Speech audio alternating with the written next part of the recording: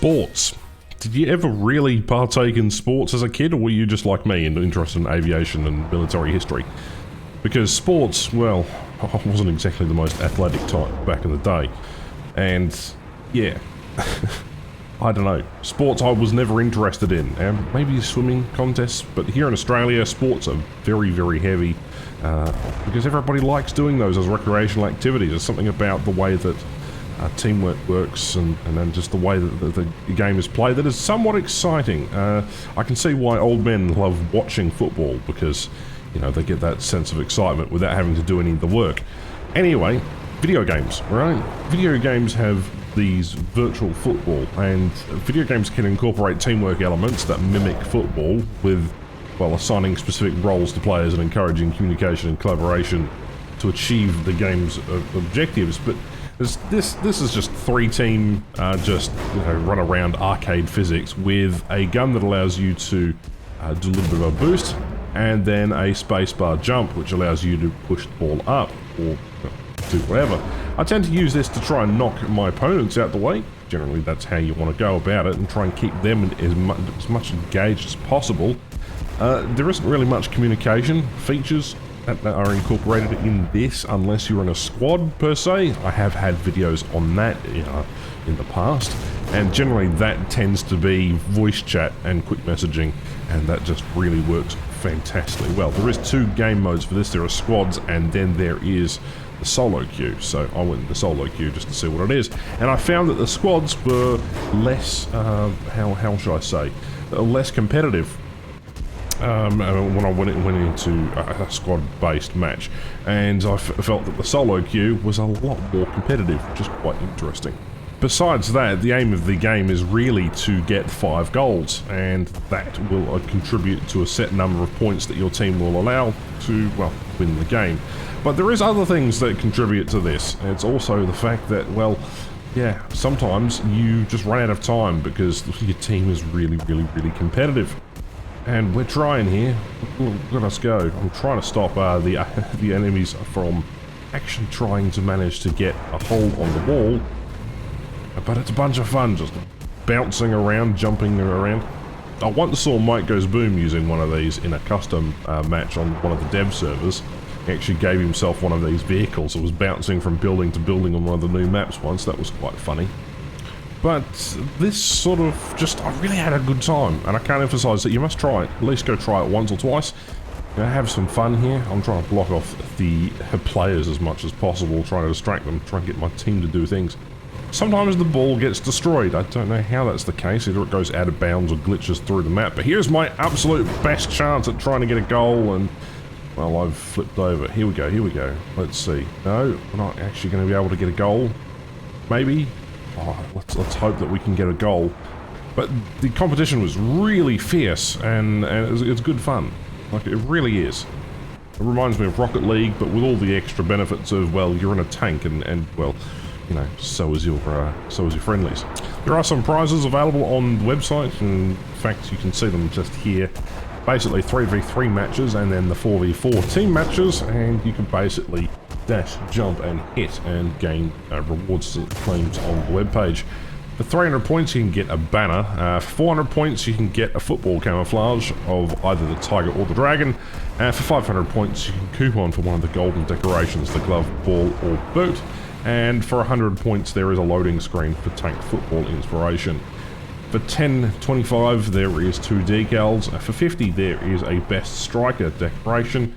And for 200 points, there's profile Team Tigers driver. And you also get, you know, basically the top 50 players in record of every chart will be granted the top goal scorer, best striker 2023, the best winger 2023, and the best goalkeeper 2023.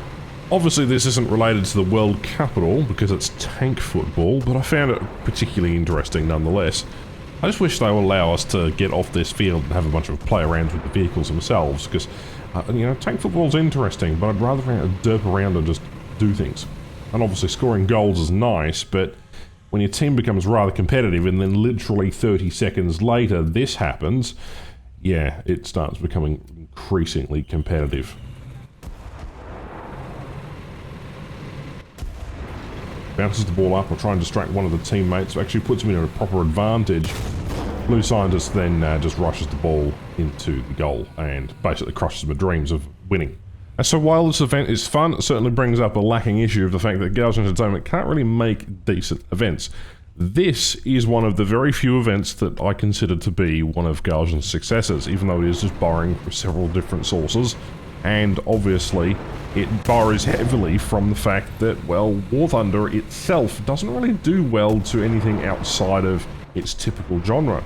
One of the things I forgot to mention in yesterday's video when I did an overview of the patch was the fact that, well, War Thunder's updates in general tend to be these inconsistent sort of messes, when sometimes what is needed, instead of just increasing the map size and deliberately putting enduring confrontation maps in an RB setting with no extra modifiers or AI or immersive elements, means that you often get a lackluster sort of wave of maps that aren't really designed for the game mode you intended.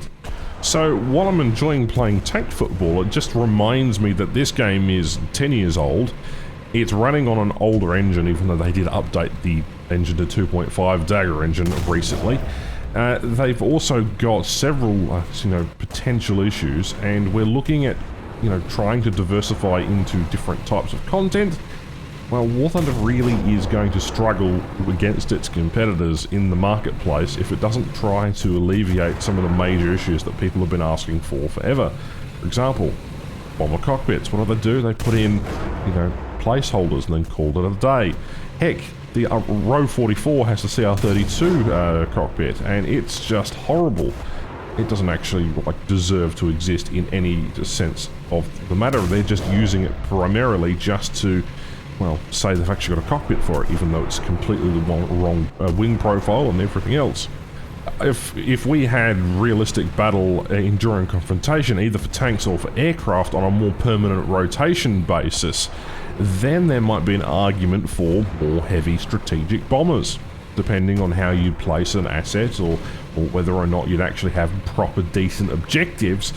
You could also call for, stranger, more unique vehicles to be added to the game in the first place, just based on that inherent factor. Are we actually going to use, strategic bombers in realistic battles? Probably not, but in enduring confrontation, I can definitely see their use, especially if they pop in, pop out, where you just keep a mission active for as long as possible until people join or people leave as they see fit, and let people play casually as they like, rather than having to actually sit down for a whole entire match. One thing that Gauge Entertainment does do correctly is its fun events. And when I mean fun events, I mean April Fool's specifically, and some of its one-off wacky events that nobody really just sort of thinks about too much outside of the ordinary. And that's what we're doing today. We're sort of playing one of those wacky events that sometimes they produce interesting results. And yeah, I've had fun, but it also dawns on me that there needs to be subsequent change in the way that Gauge approaches their development. This is supposed to be a haha fun, let's everybody just have a bunch of fun with some light tanks, and that's basically it. But at the end of the day, if it showcases that this is what War Thunder considers to be fun, then the rest of the game is severely lacking. I get it's a football event. I've said it time and time again, it's not really supposed to be the whole mainstay in the game, but it does show you that the regular game can be quite tiresome, especially after 10 years of team deathmatch. So it's just food for thought, and I thought I'd talk about that in at least a brief segment, because I could go on about this for years. War Thunder has deserved a better game mode, and well, just everything else about it has just deserved more attention, and people just don't understand that. I don't have a problem with the 5 to 6 minute matches that typically tend to happen, at least before they introduced more enduring confrontation maps in general. But what I do have a problem with is the fact that they're just pushing out updates without real consideration for the long-term longevity of the player base. Burnout is real. I'm talking to a lot of my friends and colleagues, and they are typically not playing War Thunder because it's just the same old drag where you get a couple of kills and then you go out and do your thing, and it's just stale is what I'm trying to say. And from what the community has been saying, at least in my comment section, you guys have indicated a want and desire for better game modes, so there's that. Right, guys, thank you very much for watching. I really appreciate everyone watching today. Are you playing the soccer event? Are you having fun playing it? I certainly am. I'll be playing it a bit more later today. But otherwise, thank you very much for watching. My name is Ash, and I'll catch you next one. Bye-bye.